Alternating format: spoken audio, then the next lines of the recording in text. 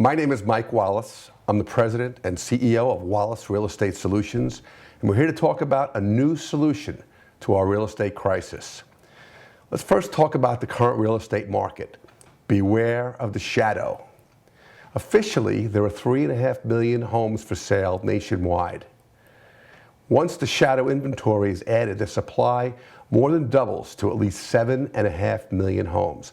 A healthy housing market has about 6 months worth of supply, which would be about 2.4 million homes. The wave of homes set to hit the market in the coming years consists of discounted distressed properties, which tend to drag down home values. The housing industry will not recover and return to normal until most of the foreclosures have worked their way through the system. On our current path, this would take years. The shadow inventory consists of properties that lenders have repossessed but not put up for sale. These properties are referred to as real estate owned or REOs. Properties that are caught up in the clogged foreclosure process. The courts are very backed up, especially in judicial states. Properties that are severely delinquent in mortgage payments but have not yet entered the foreclosure process. As the economy continues to struggle, more people are likely to default.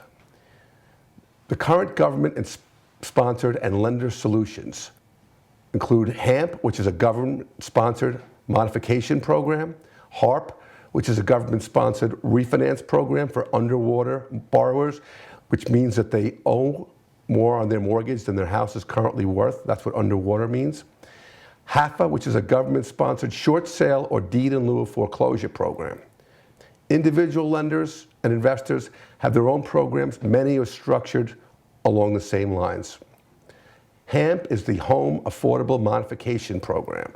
It was proposed on March 4th of 2009, and it was designed to help 4 to 5 million homeowners modify their delinquent mortgages according to government guidelines. To date, 1,427,000 modifications have been done through the program. Unfortunately, 54% of those have failed. 656,420 homeowners have been helped by the program, but only 380,000 have permanent modifications. The program has been plagued by lost documentation, a lack of or miscommunication between the homeowners and the mortgage servicers. HAFA is the Home Affordable Foreclosure Alternative Program. It was proposed in April of 2010, and it was designed to offer distressed homeowners who don't qualify for HAMP an alternative to foreclosure. It offers financial incentives to servicers and homeowners for a smooth transfer of the property to limit government and investor losses. Through the third quarter of 2011, agency short sales completed were 253,044 and deeds in lieu 16,675, bringing total non-foreclosure and house forfeitures under the program of 269,719. HARP is the Home Affordable Refinance Program. It was proposed on March 4th, 2009, and designed to help 4 to 5 million underwater homeowners who are current on their mortgages refinance to lower their interest or mortgage term. And they would not qualify for the existing program because they don't have any equity in their home. Through the third quarter of 2011, the program has helped 928,600 homeowners.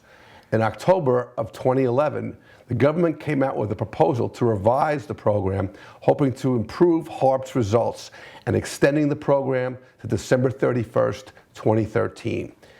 Program enhancements remove potential impediments, such as eliminating the maximum loan to value, which was 125% for borrower eligibility. Fannie Mae and Freddie Mac, known as the enterprises, were taken into conservatorship on September of 2008 and placed under the supervision of a newly created Federal Housing Finance Agency.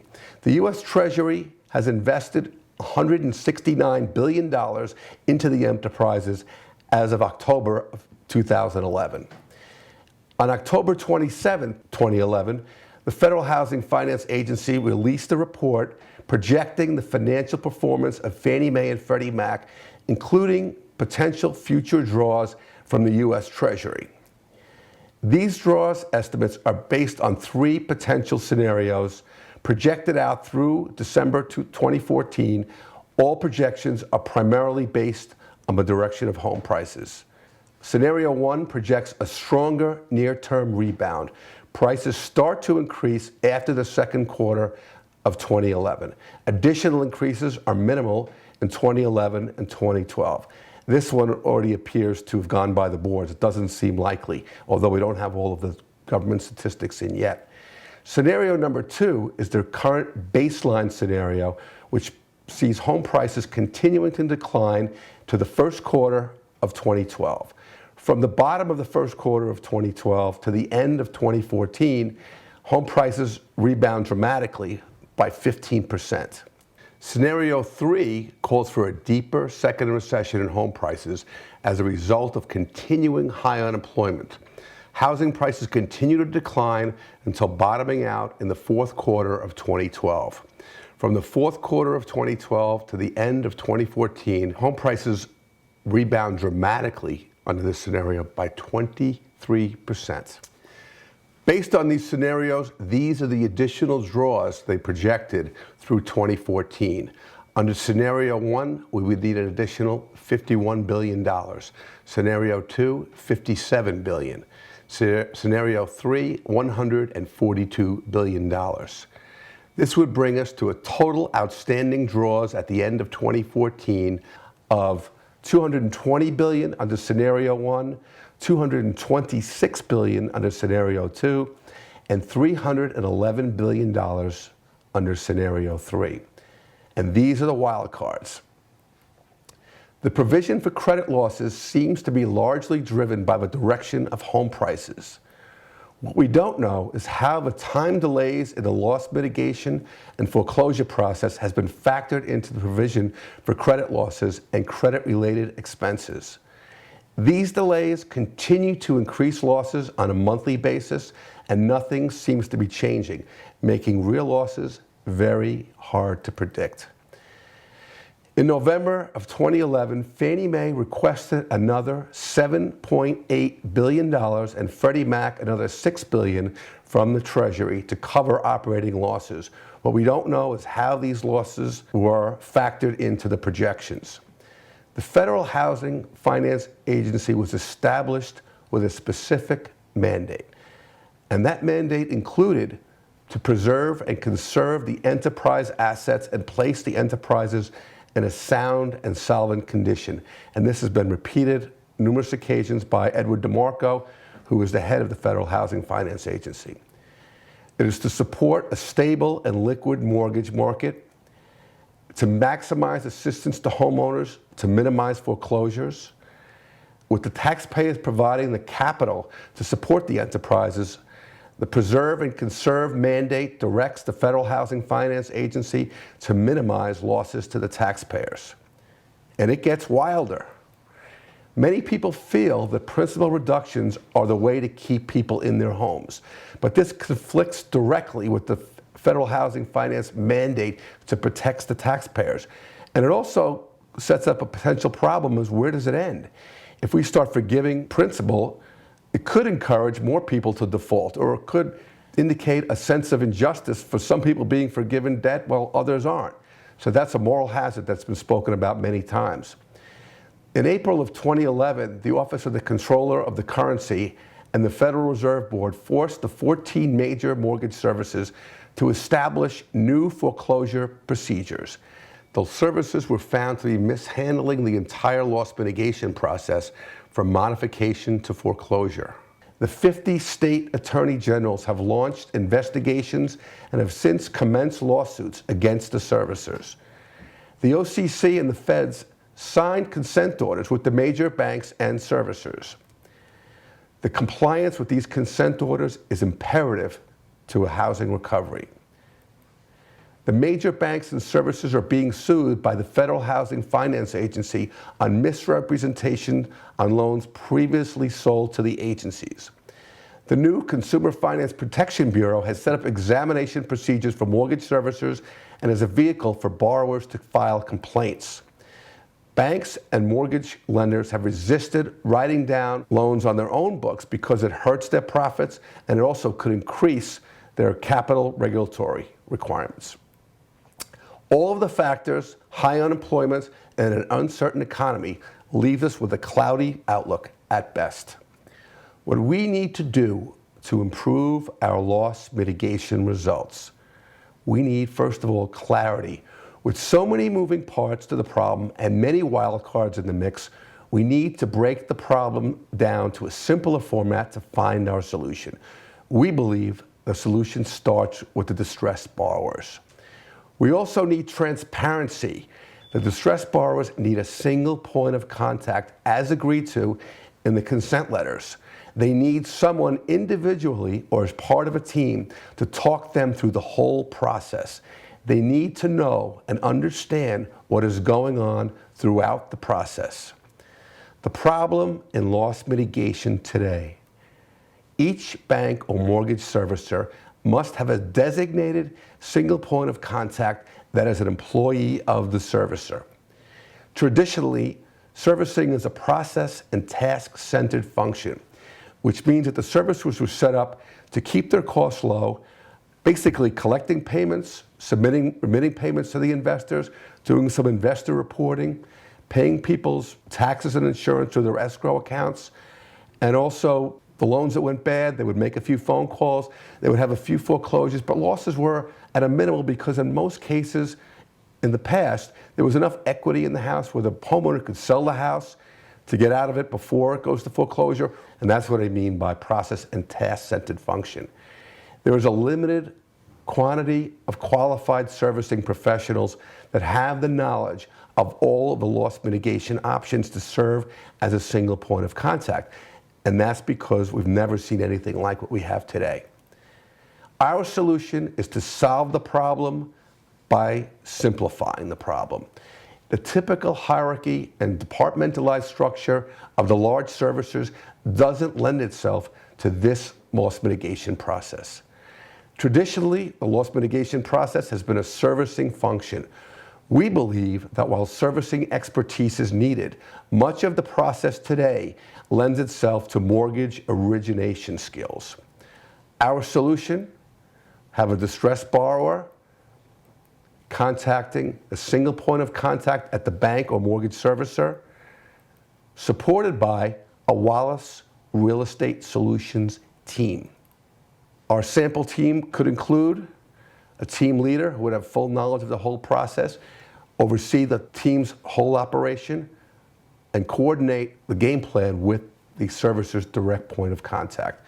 We would also have to have an experienced servicing person who is familiar with the whole servicing process, as well as the government proposed programs to date. We would need an experienced mortgage originator, somebody who is used to sitting down with the borrower, reviewing their documentation, discussing their options, and putting together an application package which would be submitted to our next person, an experienced mortgage processor who is used to processing an application per specific underwriting guidelines, which is what we have today with all of the new loss mitigation programs. After it's processed, it would be submitted to an experienced mortgage underwriter who is used to underwriting a file as per specific guidelines. They would either deny it, approve it, or make a specific recommendation. We would also need a mortgage assistant who's got experience to act as a support person for the team. Utilizing our team, the servicer's direct point of contact can access a wide variety of professional mortgage expertise. We can interview the borrower and review all of the loss mitigation options available, review the borrower's documentation and personal circumstances that led to their default, develop a plan with the borrower that can keep them in their home if at all possible. Keep the servicer's point of contact in the loop at all times. Propose a plan in writing that would work for both parties. If accepted by the servicer, we would help facilitate the closing of the transaction between the servicer and the distressed homeowner. The current loss mitigation options we would propose would include HAMP, Loan Modification Program, which is currently in existence, HAFA short sale program, and the deed in lieu or cash for keys program, which is also part of HAFA.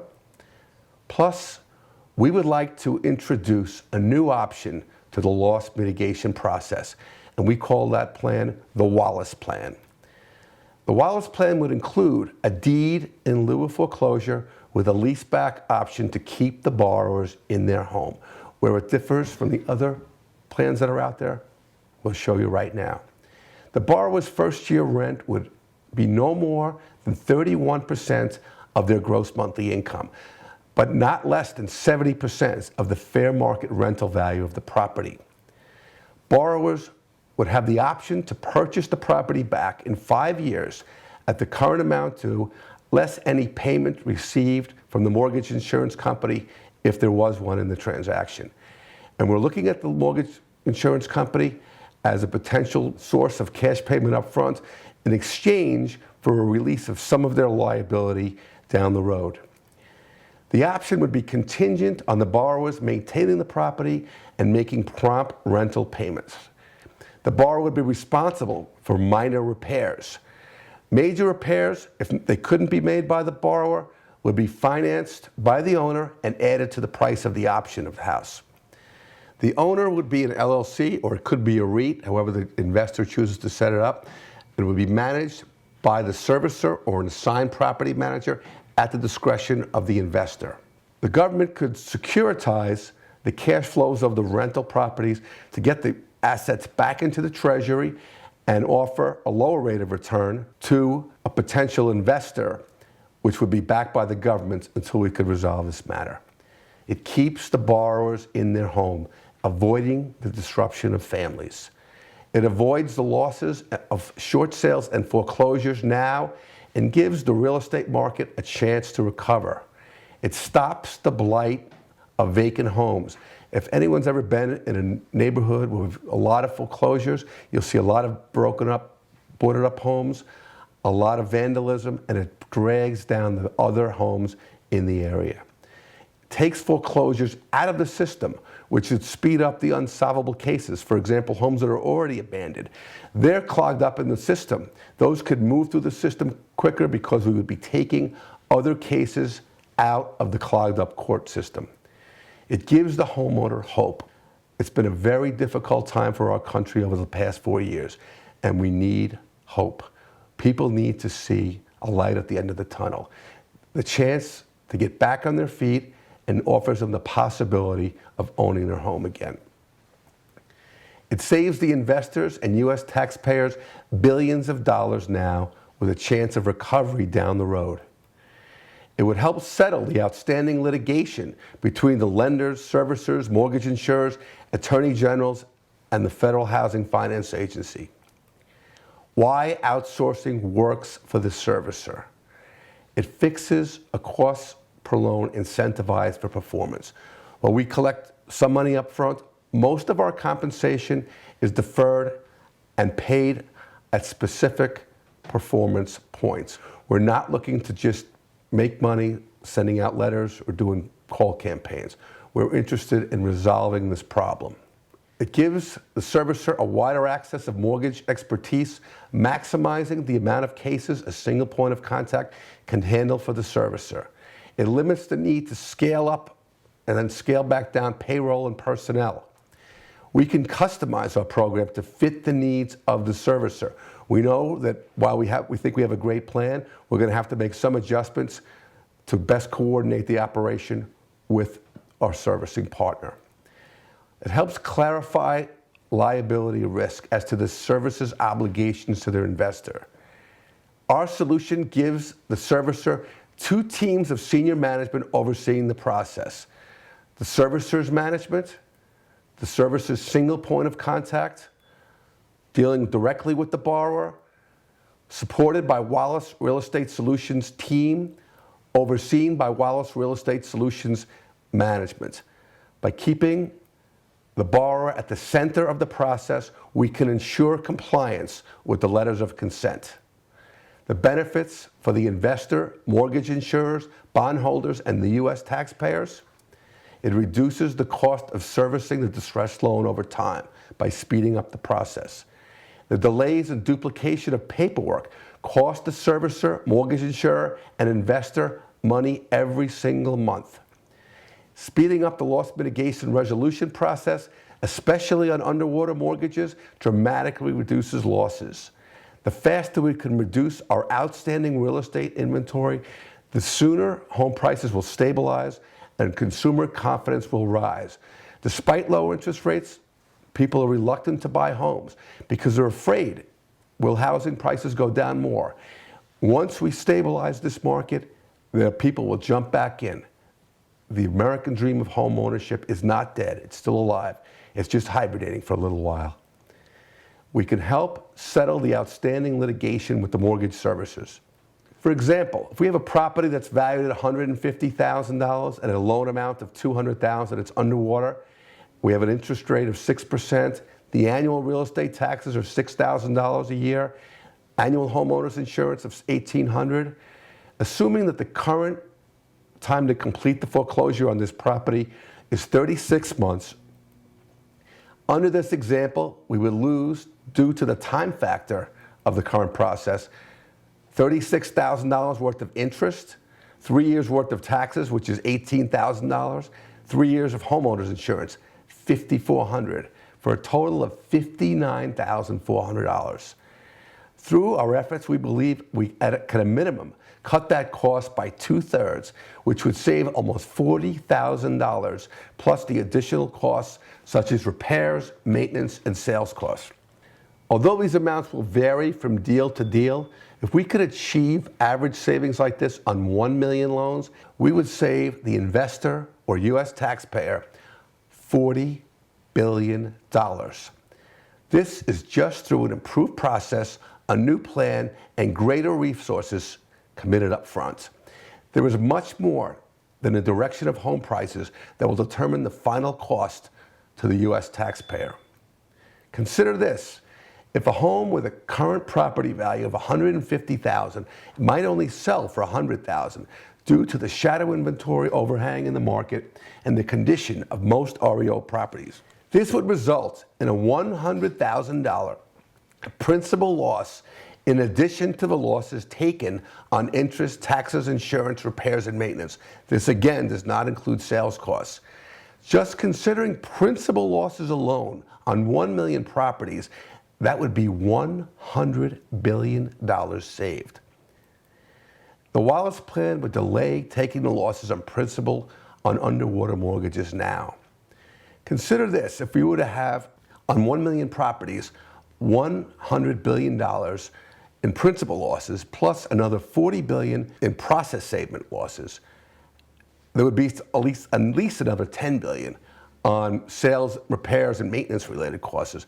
$150 billion is $500 for every man, woman, child in the United States. It gives both the borrower and the U.S. taxpayer a chance to recover. If you are a mortgage lender, servicer, investor, or mortgage insurer, please send me an email today at mjwallace@wallacerealestatesolutions.com or call me at 516-319-1600 so we can work on your solution for your company today.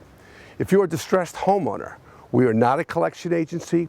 We are hired by your mortgage servicer to help facilitate a successful loss mitigation result for you. Ask your servicer if they have a loss mitigation consulting contract with Wallace Real Estate Solutions, LLC, so we can get started today and put you back on the path to economic prosperity. Thank you very much, and let's get to work.